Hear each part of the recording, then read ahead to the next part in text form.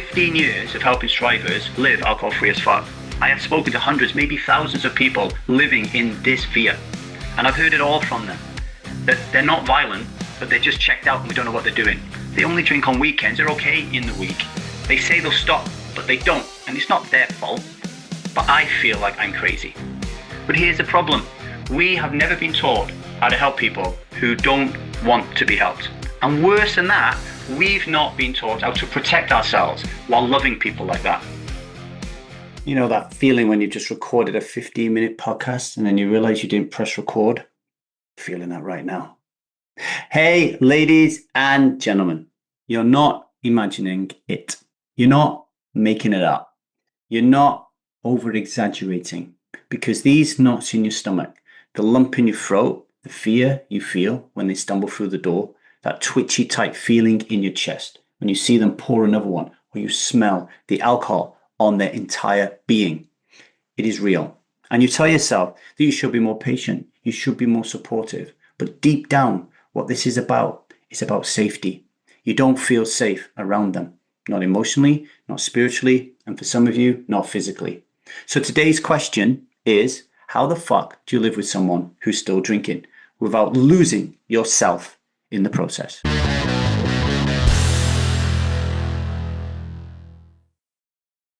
Hello everybody, my name is Davy. I am not an alcoholic. I refuse to be anonymous. I am someone who lives a self-led life, alcohol-free as fuck, and I spend every waking moment of that life helping other people do the same, like right now.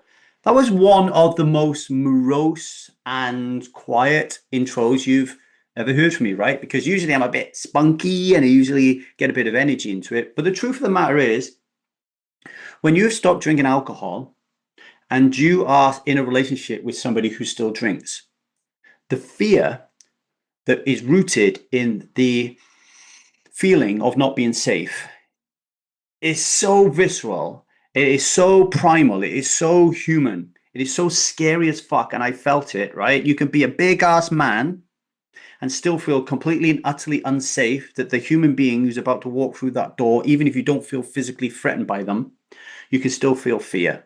Right? You can still feel afraid because, as I explained to my 8-year-old daughter yesterday, Zia, when people drink alcohol, they are unpredictable. You don't know what they're going to do. You can't trust them. And because of that, fear runs rife.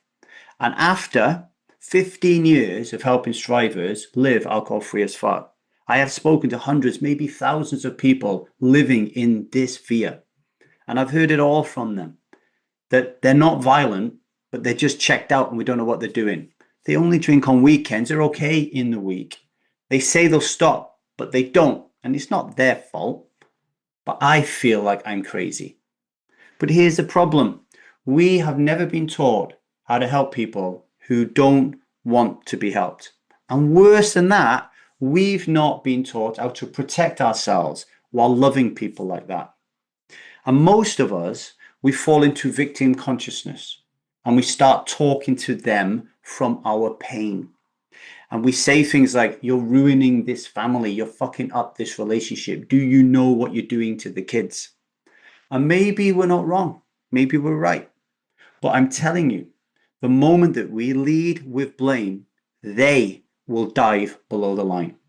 Now they become the victim and you become the villain and nothing gets resolved. They won't hear a single thing you're trying to say, because they will be so triggered by the way you're communicating to them, all will be lost. You're wasting your breath. And also, let's not forget about the liquid lie and the role the death effect plays here. The invisible shield that we as human beings create, courtesy of the liquid lie, that stops people from hearing the truth about alcohol.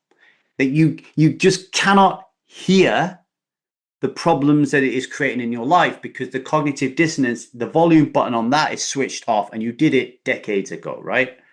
It doesn't matter how lovingly you scream in their ear holes about the problem with drinking. They just don't realize they have a problem with drinking. It's everything else that's the problem. It's not the drinking. So what do? Do we stay quiet? Do we walk on eggshells? Do we become their mum, their therapist, their prison guard? Who knows, right? Okay. We're about to take a short break, but before we do, I want you to ask yourself, are you communicating with these people, the drinkers, right, in a bid to change them or in a bid to control them? Because one comes from love and the other one comes from fear. So take a little bit time to think about that.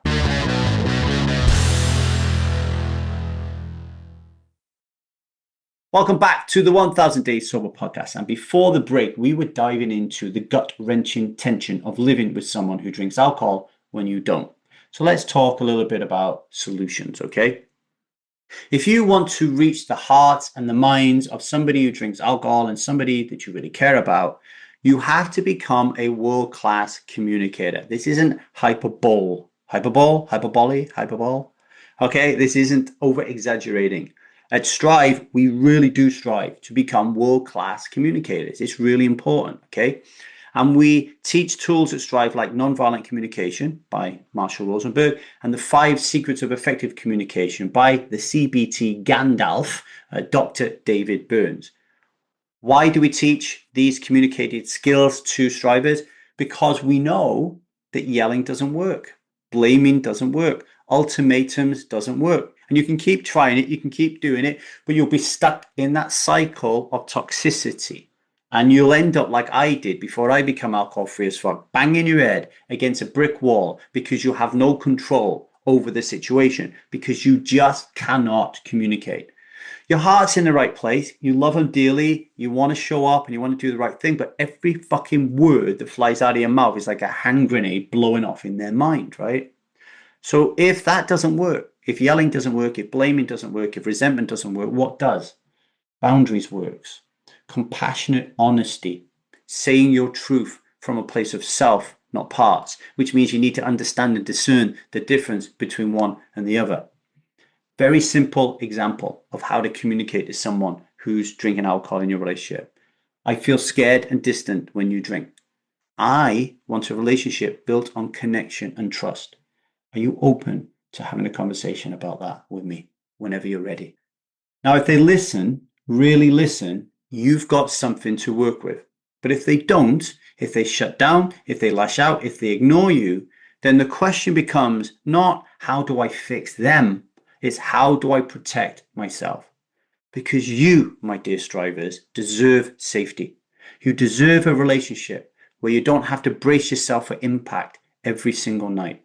You deserve to set your non-negotiables and to stick with them. And I'm telling you this from personal experience, right? Like I've been the guy in a relationship where my partners have been saying to me, "Hey Lee, when are you gonna nail this? When are you gonna stop apologizing and just fucking get it right?" You know? And what I always give feedback to my partners and to remind them, because when they're saying that, they're in parts. And when I give them this feedback, they can shift into self is, I'm trying. And I know if I go downstairs right now and I ask Liza to name all my flaws, and she will be able to do that, and I ask her, am I trying to fix them? She'll say yes. And she'll say from the bottom of her heart that she's really grateful and appreciative, both on her side and my daughter's side, that I am dedicated to do that, even though I fuck up every single day, right? You feel it in your bones when someone's trying, when someone's putting in the effort. It isn't perfection. Don't demand perfection. It's not, we're human beings. It ain't like that. But you know when someone is putting in the work. And if they do, you can choose to stay in the ring with them if you want, right? But if they're not putting in the work, if you don't feel it in your jingly jangly bones, if they don't give a fuck, if it's all about them and you're still in that relationship, then maybe it's not love keeping you in the relationship. Maybe it's fear. Maybe it's shame, guilt, embarrassment, humiliation. Maybe it is, what the fuck do I do if I leave this person because they pay for all the bills, they make all the decisions, they keep a roof over our head, what am I going to do with the kids, blah, blah, blah. That shit is fucking real. But it takes real courage and bravery to know when it's time to go. Strivers don't settle for survival. You only get one life. It's gone in a fucking nanosecond and then it's over. You're pushing up daisies. Right? So don't settle for survival. Choose sovereignty, choose yourself, choose to be safe for you and your kids. Okay?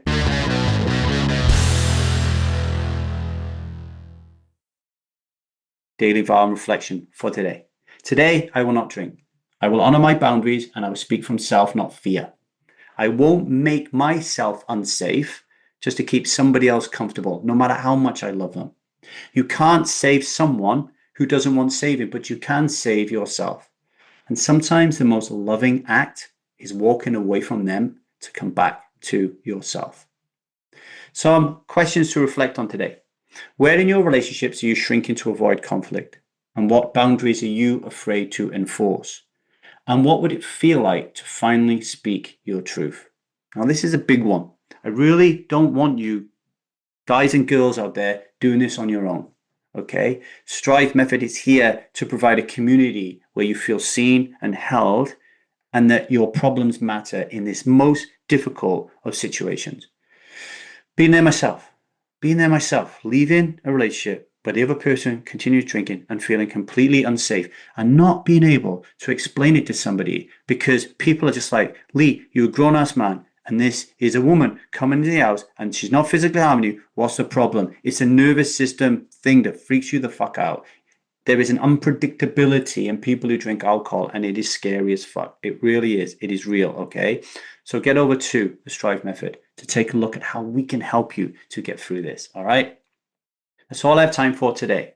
Make sure today you find that courage and power within to not drink today. You're going to need your full faculties around you and about you if you're dealing with someone who also drinks, okay? You need to have your faculties about you. So don't drink today, okay? Much love and strive on. Take care, buddy.